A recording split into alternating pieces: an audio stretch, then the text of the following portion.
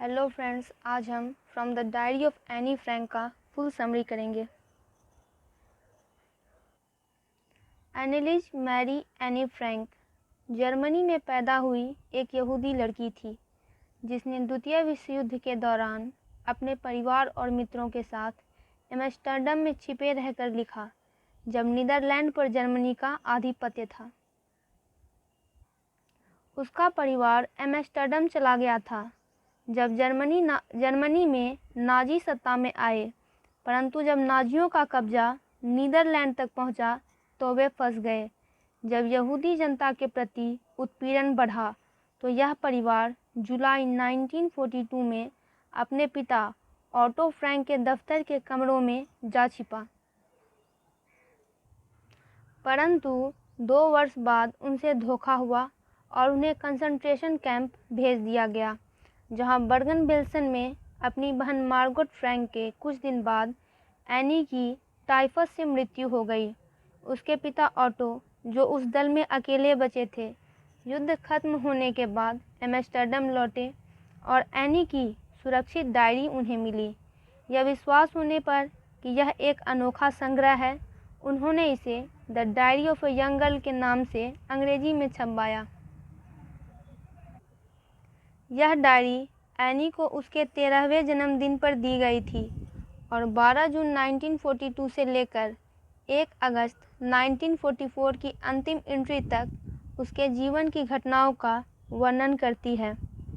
बाद में मूल डच भाषा से कई भाषाओं में इसका अनुवाद किया गया और यह विश्व में सर्वाधिक पढ़े जाने वाली पुस्तक बन गई।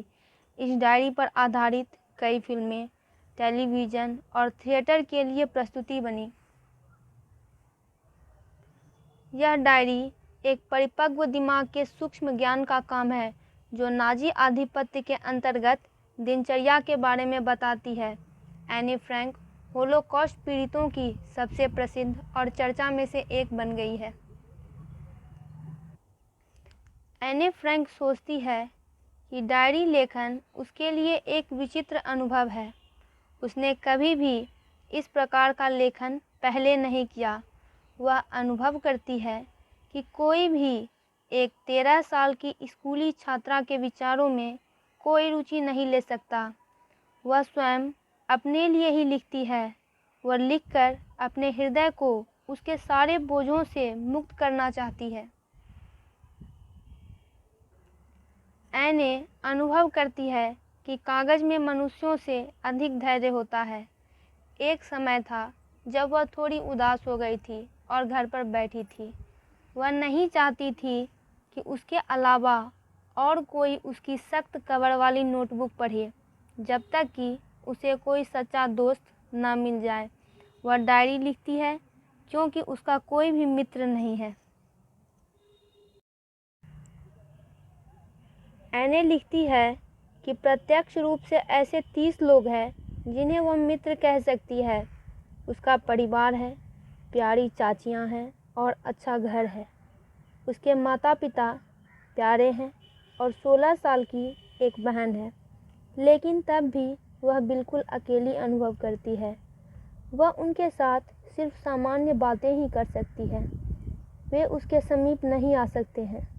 यही समस्या है, वे एक दूसरे में विश्वास नहीं पैदा कर सकते हैं। हो सकता है कि इसमें उसकी ही गलती हो। यही कारण है कि उसने डायरी लिखना शुरू कर दिया। वह अपनी डायरी को अपना मित्र बनाना चाहती है। वह अपनी डायरी को अपनी दोस्त किट्टी कहती है। वह अपने पिता को सबसे प्यारा पिता कहती है। उसके पिता ने 36 वर्ष की अवस्था में उसकी 25 वर्षीय माँ के साथ विवाह किया। उसकी बड़ी बहन मार्गोट का जन्म 1926 में हुआ था, जबकि वह स्वयं 12 जून 1929 को पैदा हुई थी। वे 1933 में जर्मनी से हॉलैंड में आकर बस गए। वहीं उसकी शिक्षा दीक्षा हुई। 1942 में उसकी दादी मर गई।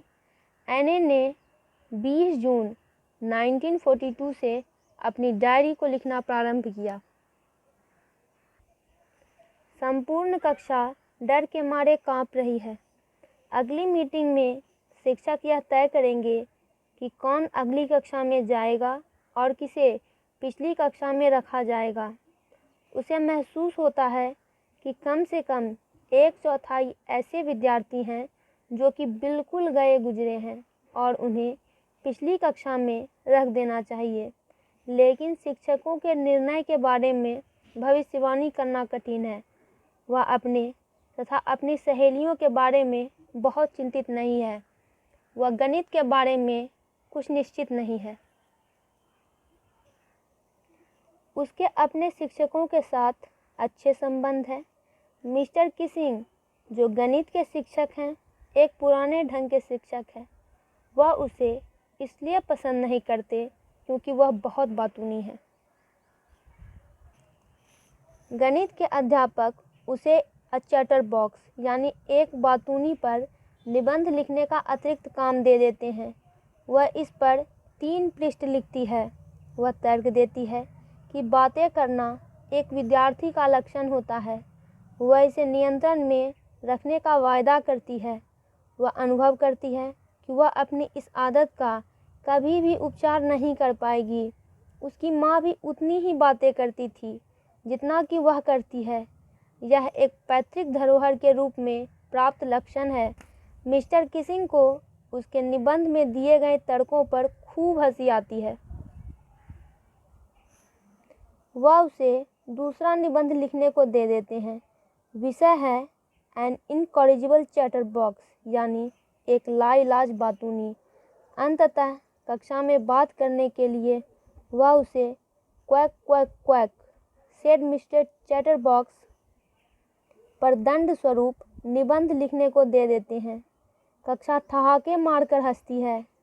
उसकी सहेली सने कविता में निपुण है।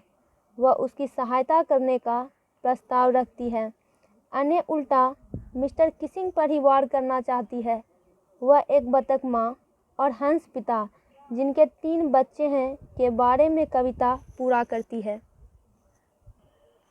वे पिता द्वारा पीट कर इसलिए मार दिए जाते हैं क्योंकि वे बहुत ज़्यादा क्वैक क्वैक करते हैं। मिस्टर किसिंग उस कविता और उसके संदेश को ठीक ढंग से समझ जाते हैं। तब से उसे बोलने की अनुमति मिल जाती है। उसे कोई अतिरिक्त काम करने को भी नहीं दिया जाता। फ्रेंड्स, इससे रिलेटेड वीडियोस के लिए चैनल को सब्सक्राइब करें और वीडियो को लाइक और शेयर करें। आप इस चैनल पर इंग्लिश और सोशल साइंस के वीडियोस भी देख सकते हैं।